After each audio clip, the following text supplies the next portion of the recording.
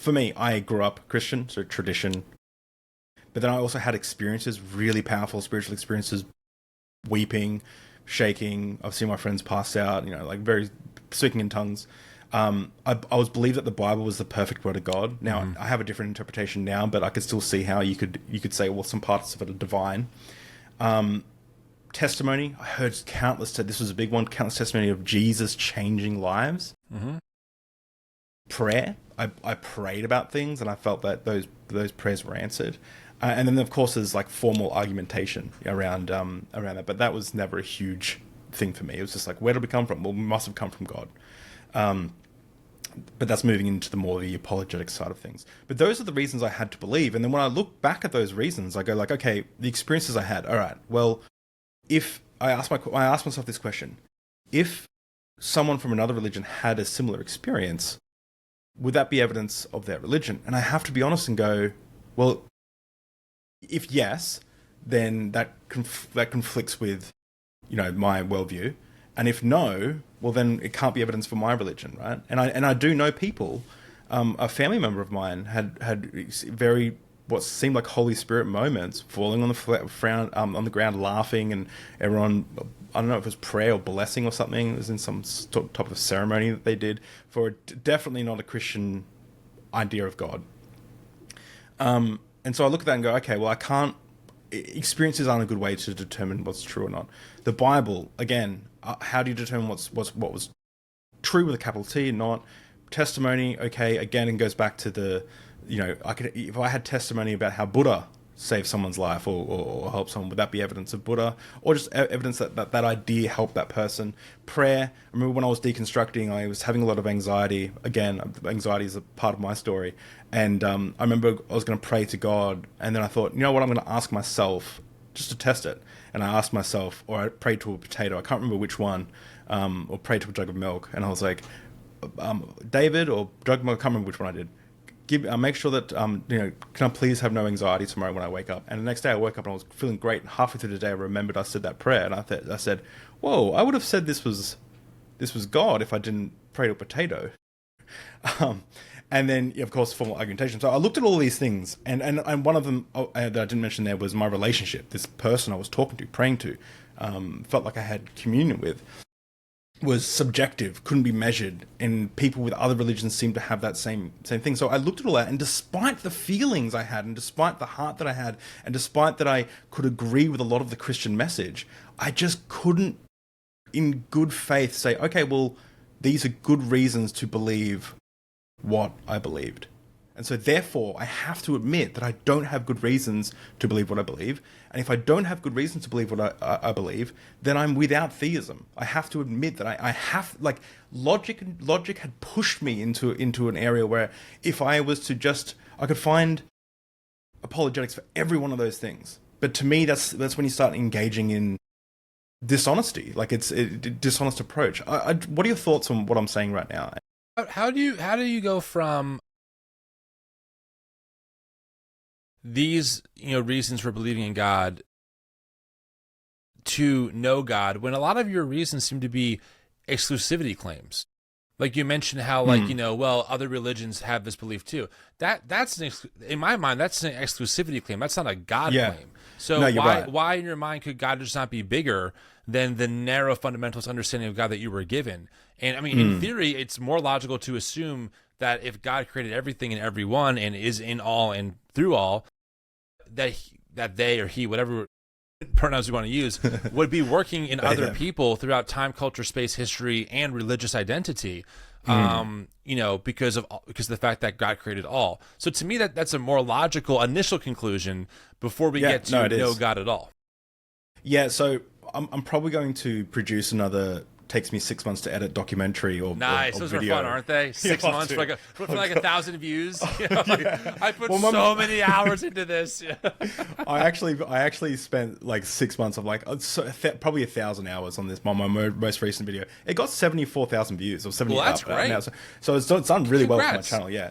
but it was it was hard. Like, it was brutal. Like, and that's probably a big reason why I haven't been so active on deep drinks, because I was burnt out. Like, it's hard. so much time. People do not understand. Side note: people do not understand how much work it takes to make compelling content, especially on YouTube, because it is hard to do. So props to you for that, because it's a lot of work. Yeah, I mean, I re-recorded the script 3 times. Re-recorded. It was over an hour long. Oh my god! So it was brutal. And you know, I'd get haircuts. You know, I'm like, oh, I gotta go get another haircut because it's taken so long. You know, things like that. No, but yeah. So you're absolutely right. So one of the things is I actually, I went to my psychologist, and my psychologist was there with his partner, and his partner's also a psychologist, and he's like, oh, she's deconstructed her faith, and I was like, whoa, and she's like, how did you deconstruct your faith? And I was like, I don't know if she's still a believer, because deconstruct doesn't mean you don't believe in God anymore. It just means you pull apart your ideas and kind of look at them and everything.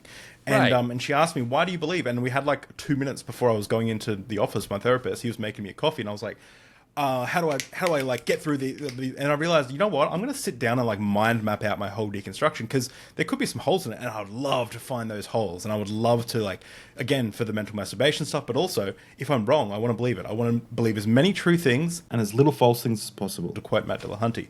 I love that.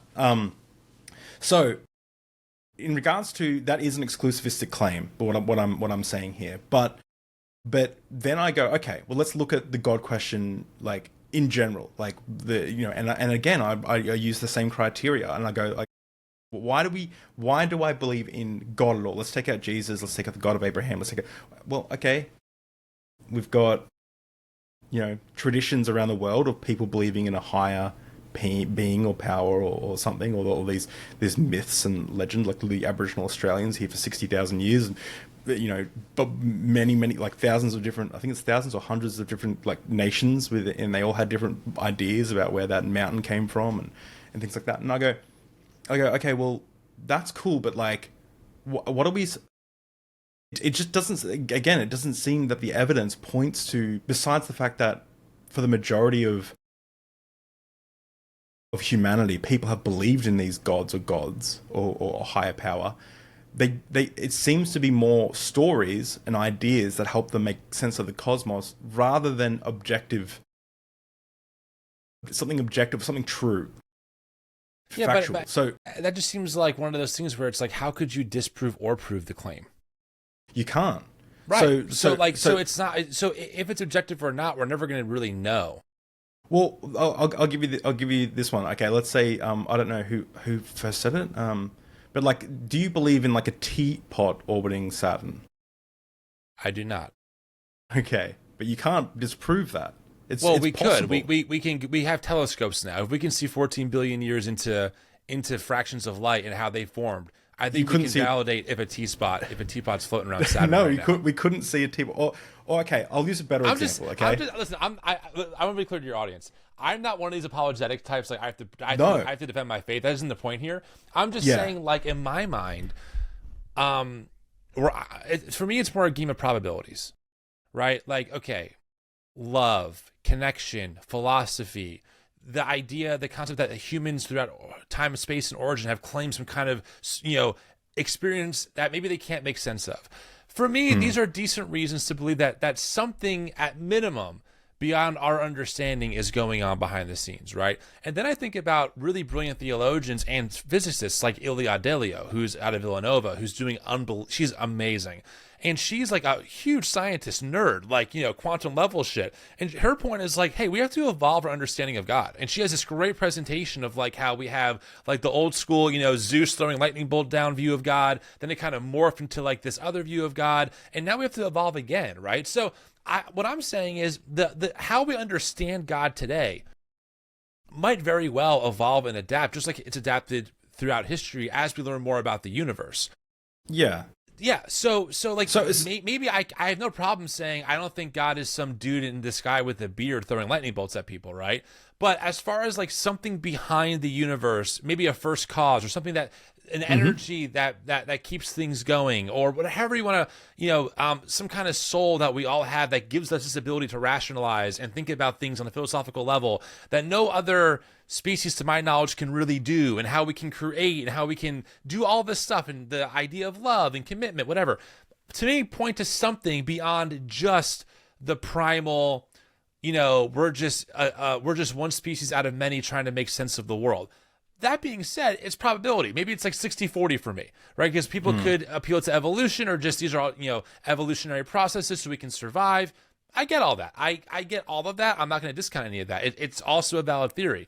For me, I just tend to land a little bit more on the side of, there's probably something going on behind the scenes that I think does deal into the God realm of like beyond us, never going to fully understand, animates us, kind of first cause, etc.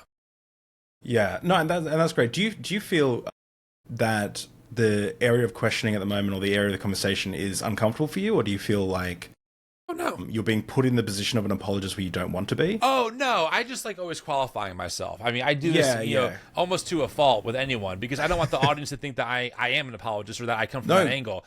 Ultimately, I don't. When I say I don't care, I don't mean like in a dismissive way. These are not questions of my utmost concern, but they are fun to engage with, and I really enjoy it. Like I like debating; it's a fun process. So yes, I'm not uncomfortable one bit. Awesome.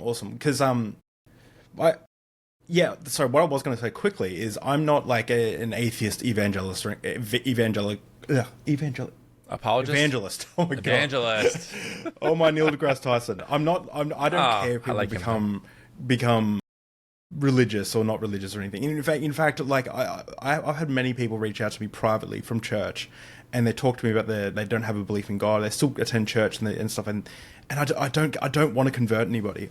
The only time I'll get bothered is when people's beliefs start to directly push against like the LGBT community, or 100%. That really bothers me. Like when someone says we're starting a church, it's awesome and stuff. I'm like, I want to know, like, okay, so are gay folks welcome in your church? Are you teaching? Right. Like, I want to know that these religious ideas, and again, I'll critique any religion for this. Like, I read the Quran, thought it was an amazing book, made so much beauty in that book.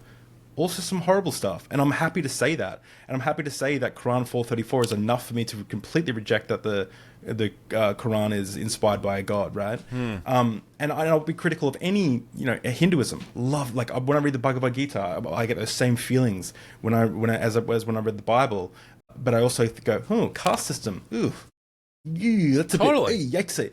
Totally. So, like, I'm not an atheist evangelist. I'm not trying to change anyone's mind. These conversations are interesting for me. And I would say to my audience, if you are struggling with these ideas, like from an emotional standpoint, like it's hard for you, go into it with an open mind. And this is the one piece of advice that I'd always say is enjoy your fucking life. Like regardless, if you're a Christian or you're deconstructing, don't take things so seriously and get so worked up in them, because like, there's always. I never thought I'd be in this position. I would have been horrified, and I stressed about so many things in my life when I could have been having a good time regardless. Anyway, back to what we're talking about. Like, we have a lot of things going on in the background, like quantum physics. Where did the origins of life come from? Right. Consciousness. Like, we don't fully understand consciousness, or we don't. There's arguments about whether or not it even starts in the brain or not. You're getting a bit mystical there, but there's good argumentation there for sure. But every time in history, and I'm sorry to do all the atheist memes on you, but like every time in history that we discover what the true meaning behind those things are, never, ever, ever is it supernatural. It always seems to be some sort of a natural origin, and that's fine, but we could then broaden the scope of what God is and say the universe, right? Or Mother Nature, or something, some amorphous kind of concept, and that makes us feel good, but there is no conscious agent outside. Like, we could expand it to even be like God is not even a conscious agent. It's just it's the thing that makes the grass green. You know what I mean? Like, it's like an idea. And I guess I've got no problem with that. Like, but again, I've got no problem with that, but I just don't find it all too useful in regards to looking at. It seems so separate from religion at that stage. Well, I think one of the problems too with like our modern understanding of God is what you said is like we think about God as like a magic genie that could just like make, things come true out of thin air or something like that. I think that's when people, especially in like the Pentecostal movement, can get in real trouble with like God will heal or God will answer my call. And we make God this genie. So again, like I have no problem saying that God doesn't exist. Like I have no problem being like, yeah, I don't think God is a magical genie where if you have the right formula, you go to the good place, not the bad place. I don't think that's what we're talking about. At least even, in my mind, even though the Bible presents God as like, he's kind of, what's the word? Morphalized? Like human. Yeah. He's like made in the image of, he talks like a human, right? He has like human responses. I think humans tend to do that with anything. I mean, we do that with inanimate objects like our cars sometimes. People are like, I love this car. I've named her. She's amazing. So I had no problem looking at the Bible broadly and being like, yeah, I'm not sure if like the God that we're reading about here exists in how we think about it today versus how these people thought about it back then. I mean, just food for thought, but there's no word in the Hebrew language for brain. Like the whole worldview of that culture in that time is so different in so many regards, right? Even about the human body. That to me though isn't like an automatic slam dunk. Like, oh well, then there's just nothing beyond whatever we can see in material. I'm like, okay, possibly, I guess, maybe. I guess. So that's actually a really good way to word it there, because I won't make that claim. I won't say like there is no God. That's not the claim of me or any atheist I know. I say I'm not convinced of the evidence for God or the reasons to believe in a God. I get that. Well, this is what I meant. So where we did, because we seem to very much agree. So I'm just interested. This is why I'm interested. Why do you think we're at different ends of the God question? Have you just got a cooler community, or have I just got I think. Look, full honesty, I think that I've been radicalized to believe in God since I was young, and I can't let it go. The end. I don't think it's that complicated for me. Like, I don't know if God exists or not. I believe that God exists. I believe that God is best represented in human form in the person of Jesus. It gives me some sense of ultimate meaning and some sense of foundational reality of what this God advocates for and how this God designed creation to be set up, where people have equitable access to different things, etc. And so it just helps me make sense of my humanistic, first approach. It gives me a justification for it. I don't know if when I die, the lights stay on and I'm in paradise somewhere. I mean, dude, listen, there are real questions. If a resurrection happens, what happens to cremated bodies? How do they resurrect? Is there plumbing in heaven? How do you feel like you're burning forever in hell if you're not embodied, if you're just a soul? There's no nerve endings, right? So like there's real pragmatic questions to ask. And I'm not going to pretend like that there's simple answer to this stuff. If there's an answer at all, I don't know. I think there's a high chance when we die, nothing else happens. I think there's a high probability of that. However, as far as how I live my life, I really find a lot of meaning in believing that there is a sense of ultimate justice one day, even the ones that I cannot comprehend beyond my own rational logic. And I believe that if God exists, God looks a lot like Jesus. And if I'm going to give my allegiance to the way of Jesus, I have an obligation to follow what Jesus said, because ultimately, I believe those teachings will bring more order and goodness to the world than chaos and destruction, right? Now, that doesn't mean I think that Jesus is the only person or godlike figure, we can say, in human history to do that. I think there are other very beautiful things in other traditions that we should be learning from. But my tradition radicalized me to be a Jesus person, and so I am. While holding space and recognizing that the world's much bigger than the Jesus I was introduced to, and there are other people and traditions to learn from as we work together to find shared values over different beliefs. I think that's really the crux here, is I think a lot of people in white evangelicalism were taught if you have the same beliefs, you'll have the same values. Ironically enough, I have very similar beliefs that a lot of Christian nationalists hold about God, theology, the Apostles' Creed, but we have very different values about how those things get lived out that put me more in line with many of my atheist friends, like Andrew Seidel, maybe you, Bart Ehrman, for example, right? Like we would have more value agreement there than I would with the Christian nationalist neighbor next door, even though we would share similar beliefs. So that's just kind of how I see it, to be honest. Like maybe some people think it's a cop-out. It's just my reality. Tim, I'm actually shocked because what you said there, at the start where you said, to be honest, I was probably just brought up to believe this. And that's why I believe. That is probably the most honest thing that's maybe ever been said on Deep Drinks. But that's so raw. That is like, I take my hat off to you. That is so. A lot of people can't say that. And again, I can, and I try really hard because I've had beef with how I've seen the church and how I've seen Christian doctrine affect my friends in the LGBT community, or I've got beef with some of the Christian ideas, right? So I know that there's probably an underlying bias that I have to really work hard to try and remove when I'm looking at these questions. Totally but fair. I'll admit, there might be something there that I don't realize is affecting my my worldview, and I'm trying hard not to.